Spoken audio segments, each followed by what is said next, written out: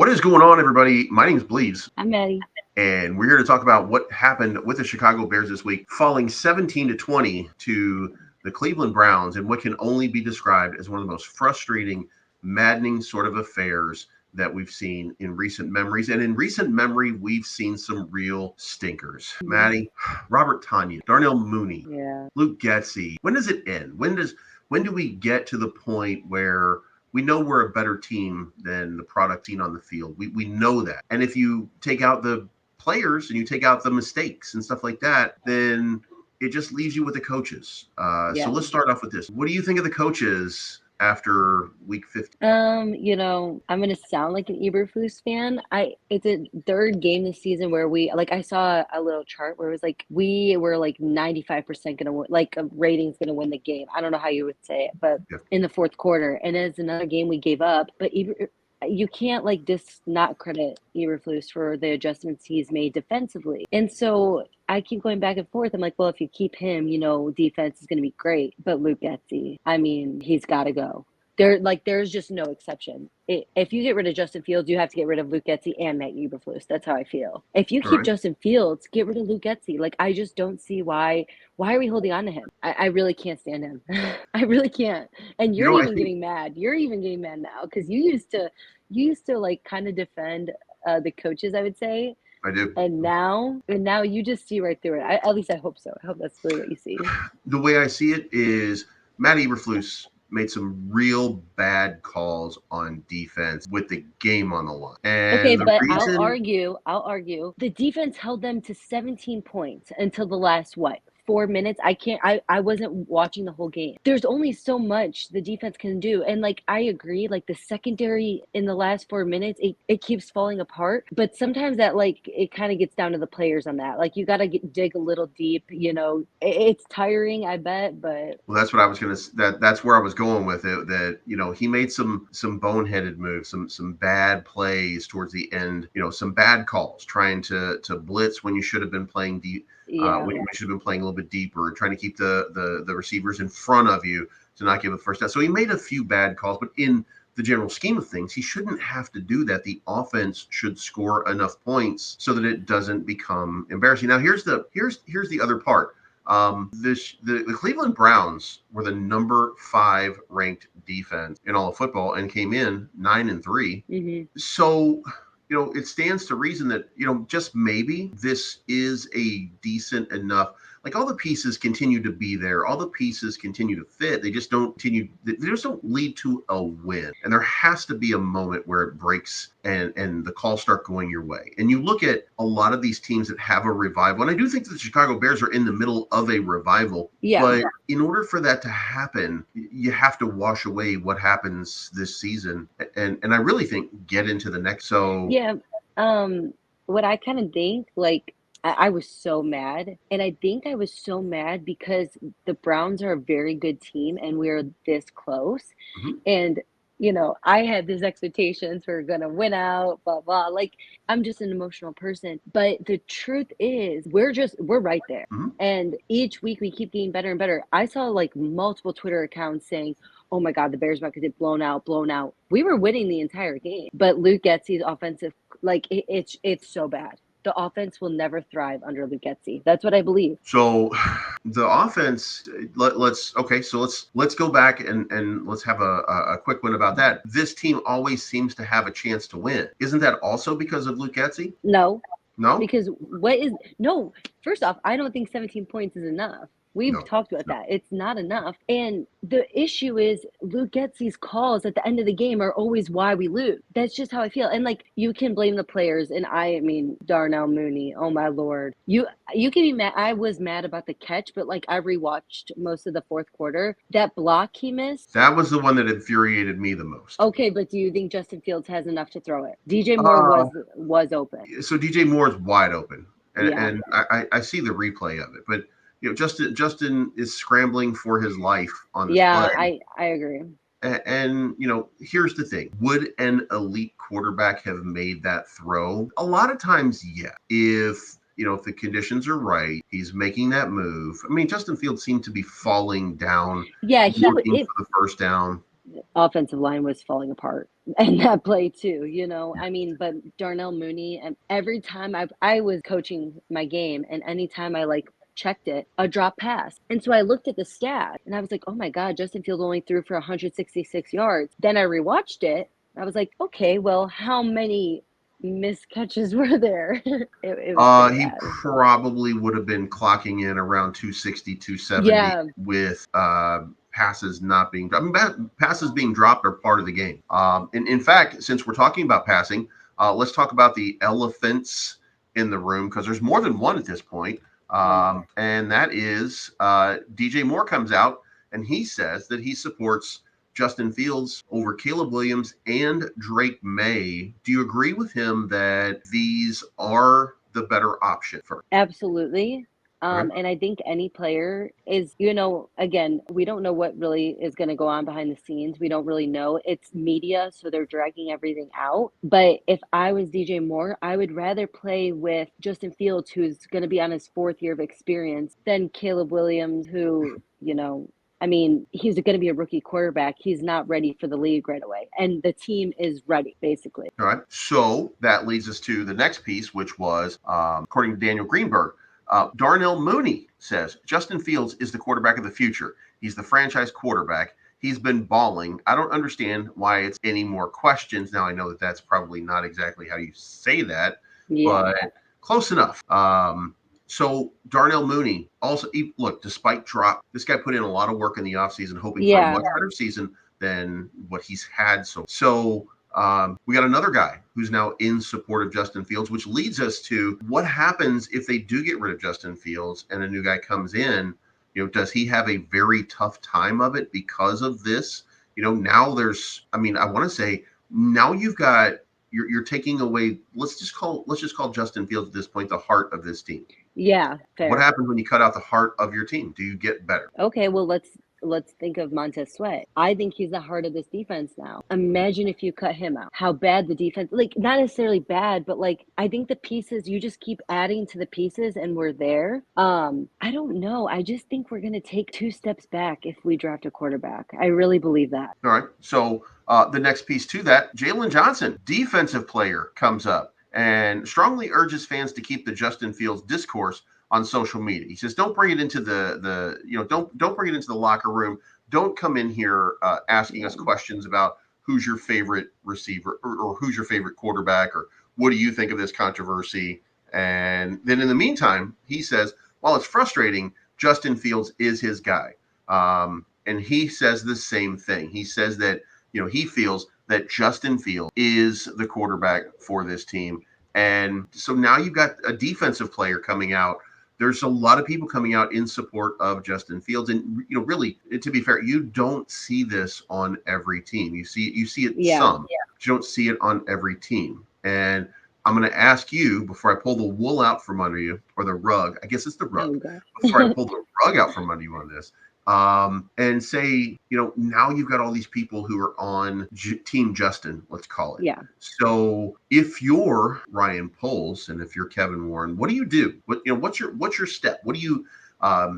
We've heard that Kevin Warren's looking to get his own guy in. I even have a list of potential candidates that have been kind of leaked around. Now, these leaks are not coming directly from him or his Rolodex, but using what he's done so far or what he's what he's been involved in previously, you kind of get an idea of what he's looking for. And there is a list of candidates, of course, topped by Jim Harbaugh, who just signed a $55 million 5-year contract with a huge buyout, meaning that he's probably off of the market at this point. Twitter is not going to be happy about that. No, not at all. But so what do you think of this? I guess this is the question here. The Bears are undecided on Justin Fields and Matt. That's what's coming out about an hour ago. Yeah, there's no decision that's been made so far. What do you think the Bears need?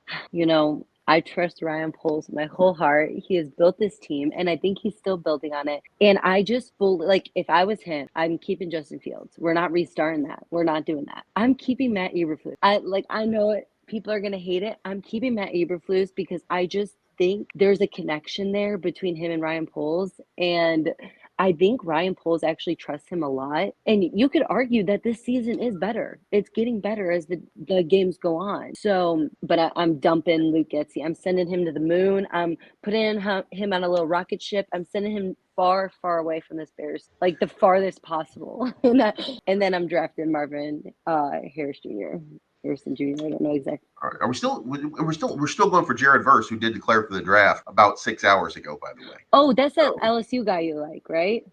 Florida State, yeah, the Florida State guy. Oh, The I'm LSU not a guy is Malik Neighbors. So just in okay. case, I'm not a pro. something happens here and you cannot get, because I have a plan. I'm going to What's your fix the plan? Chicago Bears by the end. Okay, but So this channel is gonna fix the Chicago Bears. this channel is going to fix the Chicago, and I'm going to tell you all how to do it in just a few minutes.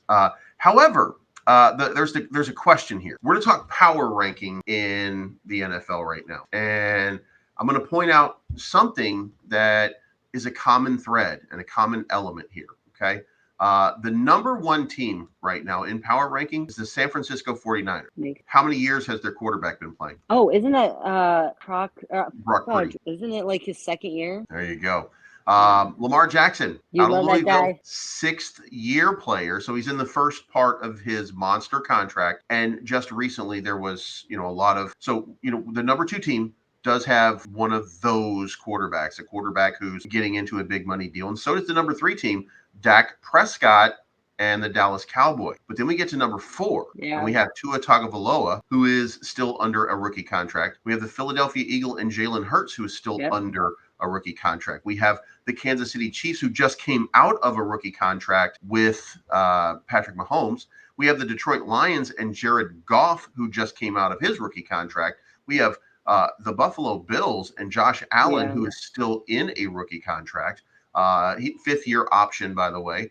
The Cleveland Browns, Joe Flacco, we know he's kind of old, but the quarterback there is actually Deshaun Watson, still under his rookie contract. Mm-hmm. Then we have the Jacksonville Jaguars and Trevor Lawrence, who is still under a rookie contract. We have C.J. Stroud, number 11, the Houston Texans, still under a rookie contract. We have Joe Burrow in Cincinnati, who is still under a rookie contract. And so that's kind of telling. You about know your stuff. What the direction of a team is going to be. First of all, you start with the quote unquote cheat code for the NFL has been recently to build your defense. And while you're building your defense, you get yourself a good draft quarterback who can run and manage your team. And if you get somebody who's special, or somebody who has a good ability that people are, and by the way, you get figured out in the NFL quickly, but you can mask some of the issues. So you get the right quarterback in the system and in the right place at the right time, and you build the pieces around them to give them a chance to succeed, and they don't know how not to succeed. So if you bring in Caleb Williams, and you can argue, well, he's not ready. Well, he's also playing in the Pac-10 or the Pac-12, which has been a decent, that's Oregon, Washington, USC, UCLA. There are big teams. Utah, there are big teams in that division. And you can't even leave out Arizona, who's been a decent team many times over. But you've got all these teams out there. And so isn't he playing against some elite competition already? So maybe, just maybe, he is ready in that context. So if that's the case, and you're looking at the blueprint right here, how do you justify keeping Justin Williams, oh my God, I just said Justin Williams. How do you justify keeping Justin Fields? And at the same time, you come back here and you look at some of these big teams. You look at Baltimore. Well, they haven't won the Super Bowl yet. You look at Dallas. Well, they haven't won the Super Bowl yet. And I do, by the way, I know that some of these have also not, but the Philadelphia Eagles have, and the Kansas City Chiefs have. And they've got a young quarterback in place. This is this is the blueprint for the league. So why would you go against the blueprint? And by the way, it's one Mahomes. Didn't he lose 2 years ago to Philadelphia? Yeah. Who was still they still had a rookie contract on Jalen Hurts at the time. So if you continue with Justin Fields, I think you're going against your blueprint and you're skipping on, because here's the thing. It's not that Justin Fields is not a worthy quarterback. It's that Justin Fields is not worthy of 35 to $50 million and eating up that much salary cap room. And in fact, no quarterback is that's not named Tom Brady worthy of that type of money in the current NFL, at least I think right now. Maybe we'll see Lamar Jackson do something. Maybe we'll see Patrick Mahomes do something. But at this point, I mean, how do you build your team? Yeah, I had put out yesterday a tweet because I just kept thinking about it. And I'm not like, I don't know all the salaries and stuff like that. I don't fully I don't dive into that type of stuff. But we had talked about it. And sometimes I just I watch him on film and I'm like, are we really going to pay this guy like this much? Right. But I don't know. I fall into the Twitter thing too. Like I go back and forth. I really don't know. And I'm kind of sick of it all. I have to be honest. Like I kind of just want to get to the draft already because I am just so sick of this. Like I just want to know what Ryan Poles is going to do because I truly trust him. I think he knows what's going to win us championships. I believe that. Yeah. Well, so let's take this all one step further because we all oscillate. Here's the thing. The reason that we oscillate so much because Justin Fields is a man of outstanding character. He is. And he is a freak athlete. Yeah. And he is genuinely, and realistically one of the more lovable people. I agree in this 100%. league in so many different ways. So I want him to succeed. I want him to be the Bears quarterback. I want him to be part of this ecosystem. I'm rooting for him, but the playbook is the playbook. And what we're doing is nothing's really changed about how you win right now in this league. And one more stat here to go through. Patrick Mahomes, still a very young quarterback. Again, he just got his big deal. Josh Allen, still a young quarterback, just got his big deal. Joe Burrow, still on a rookie contract. Justin Herbert, still on a rookie contract. Mm-hmm. These guys have not been in the league for very long. No. None of these guys. This is in fact the fifth year for these guys in the league at best, and these are the top four quarterbacks. And then you have the geriatric, broken down, decrepit Aaron Rodgers, who calls people like Mr. Pfizer and wild stuff like that. And then you have Lamar Jackson. Now, Lamar Jackson, I think, is in his sixth year. And is really, let's face it, there's a lot of Justin Fields and there's a lot of Lamar Jackson showing up in the two of them. Yeah. With the difference being that Lamar Jackson is starting to really connect on his passes, passing for over 70% completion. Yeah, that's pretty good. Whereas before he had not been doing that. So, like Michael Jordan, he's been putting in the work. And I think Justin Fields has too, but it hasn't shown. So, yeah. And when you get down this list, you go past those guys and you got Jalen Hurts, you got Trevor Lawrence, you got the old man in the sea, Kirk Cousins. Then you have Dak Prescott, still basically young. Tua Tagovailoa, still basically young. Then you got the old guard, Matthew Stafford. Then you've got Deshaun Watson. You got Derek Carr, Geno Smith. You got Jared Goff, another young one. Then you've got Daniel Jones, and you've got Justin Fields. And as you go down, you start to find out that, as you get later in this, like, as a matter of fact, Brock Purdy, number 23 in quarterbacks, doesn't even rank up there. The guy he replaced, Jimmy Garoppolo, right underneath him. But they're number one? Number one, Patrick Mahomes. No, but the San Fran is number one in the NFL right now? Yeah. And their quarterback ranks that low? That's crazy. Right. And the whole thing about it is because you said everything, it's hard to not be successful then. Right. So if you're knowing the pieces, if you know the pieces, then what do you do? I mean, here's what I'll tell you. I'll go first. I'll tell you what I would. You just go this whole time, actually. What I would do is I would hold the line. If I'm Kevin Warren, what I do is I have a heart-to-heart with Ryan Poles, and I tell Ryan Poles that I trust your judgment.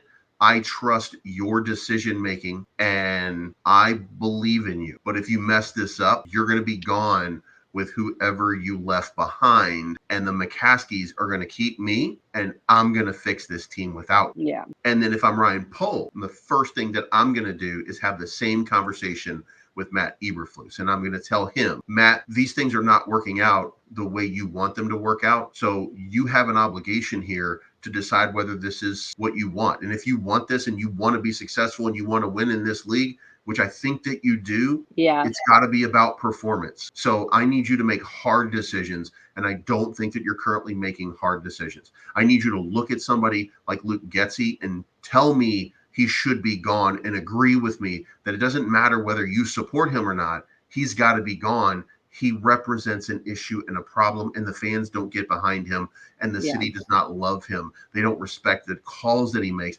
I need you to go find somebody that you're comfortable with that's better. Then I need you to go out and I need you to find a defensive coordinator that thinks like you because I like what you do. Yeah. Then I need you to fix that offense enough so that you don't have to do this again where you have to make, look, you can't make a right call all the time. So I can't fault you for a bad call at the end of a game on defense. I can't fault you for that. I can fault you for having the wrong offensive coordinator in place. And I can fault you for not trusting your quarterback. If you don't trust your quarterback, then we get rid of the quarterback. So you tell me what you want to do. And then if I'm Matt Eberflus, what I would say at that point is, look, I've come this far with Justin Fields. This team loves him. This team will rally around him. I will get a better quarterback, an offensive coordinator. I will get somebody who will not fix Justin Fields. He's not broken, but I will give him the chance to succeed and I will create the opportunities.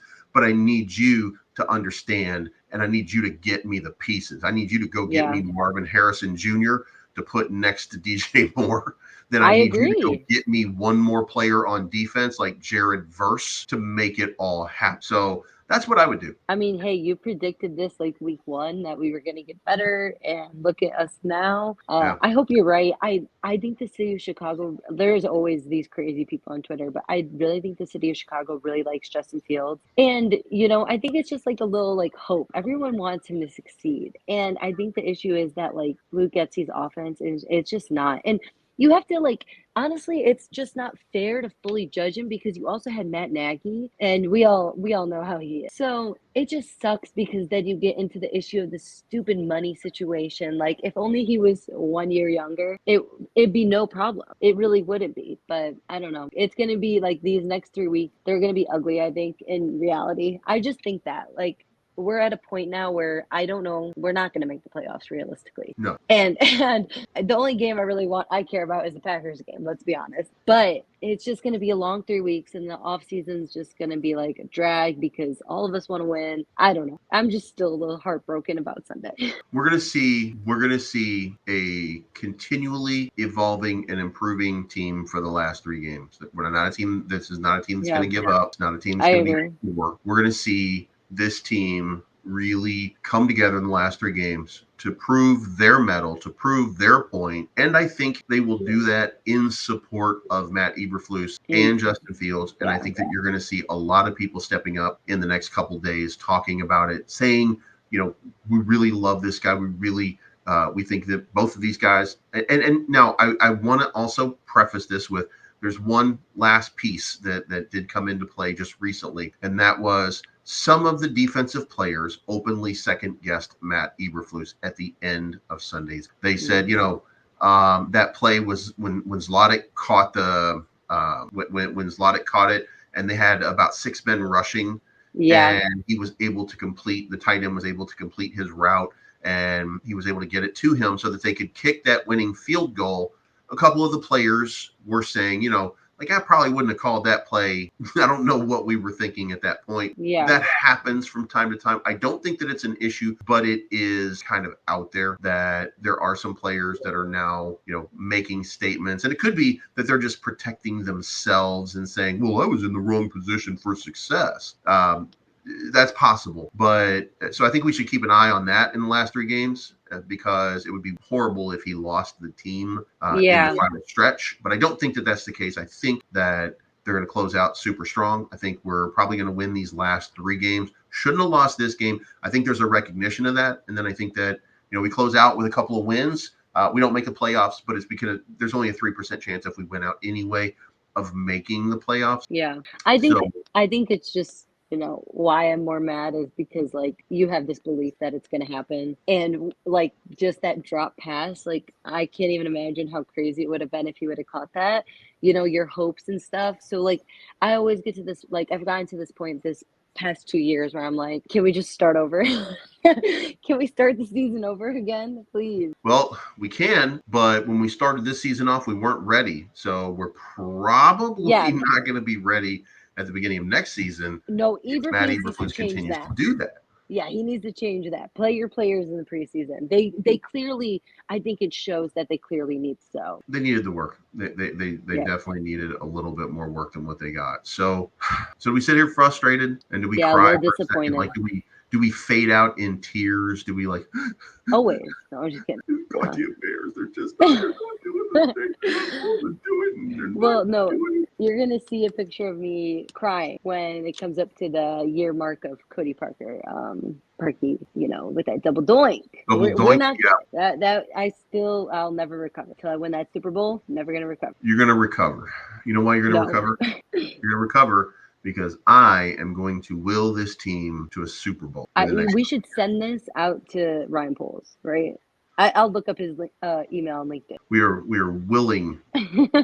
willing this team to a victory. And I would implore, if Ryan Poles were to ever see this, I would implore you, Ryan Poles, stay the course with Matt Eberflus, stay the course with Justin Fields. Yes, please. Get rid of Luke The Getsy. devil. Understand that you need a better quarterback whisperer. If you can afford, and if the McCaskies will let you, grab Eric Bieniemy if he will come.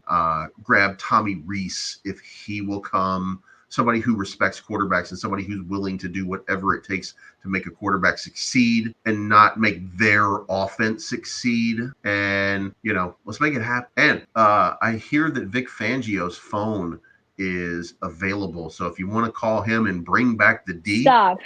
and bring back the D, then let's go, Are you baby. trying to bring up my 2018 days? He's Those he's were the days. available. He got fired from the Broncos. He's available. So I will glad take him. yeah, That would be he's great, actually. well, I think it's been like 2 years now, so he could. I don't know how much he was making on his sit-home deal because when you sign that contract, you're sitting at home and you collect that money until you get a new job. So I don't know how much it was that he's getting. So maybe he never will. But anyway, I think that's a wrap. I think we covered everything. Did we cover everything? I do. All right. Well, in that case, until the next time, guys, my name is Bleeves. I'm Maddie. And we will talk to you again very, very soon. Bear down, Chicago Bears. Always.